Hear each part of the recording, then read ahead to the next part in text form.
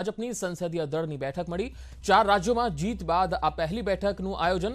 PM Modi સંસદીય દળની બેઠકમાં ઉપસ્થિત છે। બેઠકમાં ભાજપના તમામ સાંસદો પણ ઉપસ્થિત રહ્યા। પીએમ સંસદીય દળની બેઠકમાં સંબોધન પણ કરશે। આ બેઠક પહેલા પ્રધાનમંત્રી નરેન્દ્ર મોદીનું સ્વાગત કરવામાં આવ્યું, કારણ કે 4 રાજ્યોની અંદર જે રીતે ભાજપને ભવ્ય જીત મળી છે, ત્યારે આ જીત બદલ પ્રધાનમંત્રી નરેન્દ્ર મોદીનું સ્વાગત પણ કરવામાં આવ્યું।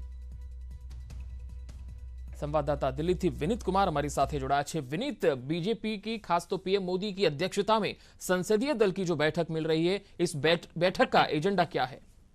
जी, निश्चित तौर पर मैं आपको बताना चाहूंगा कि प्रधानमंत्री नरेंद्र मोदी के नेतृत्व में जो बीजेपी संसदीय दल की बैठक हो रही है, उसमें प्रधानमंत्री नरेंद्र मोदी का भव्य में स्वागत किया गया और उन्हें बधाई दी गई, जिस तरह से 4 राज्यों में बीजेपी को जीत हासिल हुई है। इसके साथ ही साथ मैं आपको बताना चाहूंगा कि 2 मिनट का जो मौन है वह भी बीजेपी संसदीय दल की बैठक में रखा गया, कि जिस तरह से यूक्रेन में जो भारतीय छात्र मारे गए थे उनके लेकर के, लता मंगेशकर की जिस तरह से निधन हो गया उसको लेकर के, और बजरंग दल के कार्यकर्ता की जिस तरह से कर्नाटक में हत्या हुई थी उसको लेकर के बीजेपी में राष्ट्रीय जो संसदीय दल की बैठक हो रही है वहां पर मौन भी रखा गया। लेकिन एक सबसे बड़ी बात यहाँ पर मैं आपको बताना चाहूंगा कि बीजेपी संसदीय दल की बैठक में जिस तरह से प्रधानमंत्री नरेंद्र मोदी के नेतृत्व में बीजेपी ने 4 राज्यों में जीत हासिल की है और कई मिथकों को तोड़ा है। हमने देखा है कि जिस तरह से प्रधानमंत्री नरेंद्र मोदी के नेतृत्व में 37 साल बाद किसी में भी पार्टी ने यूपी में अपनी सत्ता में वापसी की है, दोहराई है। उत्तराखंड में जो मिथक में था कि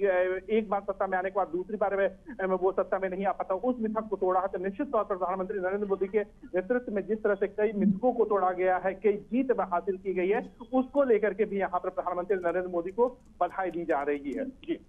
जी, शुक्रिया विनीत से जानकारी के लिए।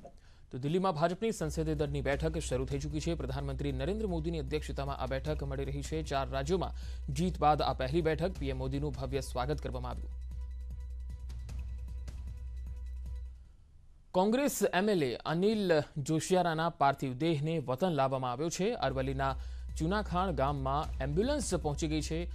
अमदावाद एरपोर्ट थी वतन लाववामां आव्यो छे पार्थिव देह। विपक्ष नेता सुखराम राठवा, जशु पटेल पण साथे छे। सीएम भूपेन्द्र पटेल चुनखाणमां पहोंचीने श्रद्धांजलि अर्पित करशे। पप्पा लगभग 2 महीनाथी बीमार हता, कोरोनाना कारणे सिम्स होस्पिટલમાં દાખલ હતા। સિમ્સમાં રિકવરી ના થઈ એટલે ચેન્નઈ હોસ્પિટલ ખાતે ખસેડવામાં આવ્યા। સતત 5 ટર્મથી અહીંયા ભિલોડા મેઘરજ ખાતે અમને સેવા આપી છે અને પપ્પાની ખોટ અમે કોઈ પૂરી નહીં કરી શકીએ। પપ્પા લોકો વચ્ચે રહેતા હતા, પક્ષને કોઈ એવું પક્ષ નથી એ કરતા, તમે લોકો જોઈને જોઈ શકો છો। તો કોંગ્રેસ એમએલએ અનિલ જોશિયારાની અરવલ્લીના ચુનાખણમાં અંતિમ ક્રિયા થવાની છે અને ધારાસભ્યના નિધનથી ભિલોડામાં ભારે શોકનો માહોલ છે। વેપારીઓએ ધંધા રોજગાર બંધ રાખીને શ્રદ્ધાંજલિ પાઠવી છે। વધુ માહિતી સાથે સંવાદદાતા હાર્દિક પટેલ અરવલ્લીથી જોડાયા છે। હાર્દિક, હાલ અરવલ્લી અને ભિલોડામાં વેપારીઓએ બંધ પાડ્યું છે અને ધારાસભ્ય જે અનિલ જોશિયારા છે તેમના પાર્થિવ શરીરને હાલ તેમના વતન ખાતે લાવવામાં આવ્યું છે।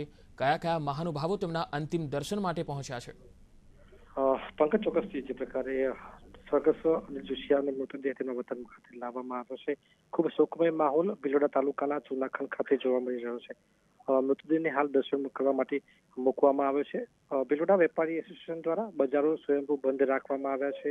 એપીએમસી માર્કેટ બંધ રાખવામાં આવ્યું છે। ત્યારે અહીં અલગ અલગ નેતાઓ પણ પહોંચી રહ્યા છે। ખાસ કરીને વિરોધ પક્ષના નેતા સુખરામ રાઠવા અહીં પહોંચ્યા છે।